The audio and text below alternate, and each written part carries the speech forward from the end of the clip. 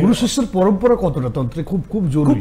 আমি অনেক তান্ত্রিকদের সাথে ইন্টারভিউ করেছি। গুরু শিষ্য পরম্পরা ছাড়া এ তন্ত্র সাধনা করা নৈব নৈবচ। একদম সবাই এটাই বলেছেন, কিন্তু নৈব নৈবচ, গুরু ছাড়া গতি নেই।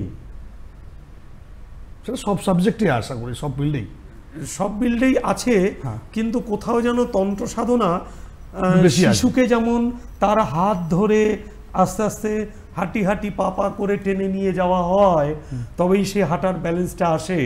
তন্ত্র সাধনার ক্ষেত্রেও কিন্তু গুরু তার শিষ্যকে হাত ধরে টেনে তোলেন ওইভাবে।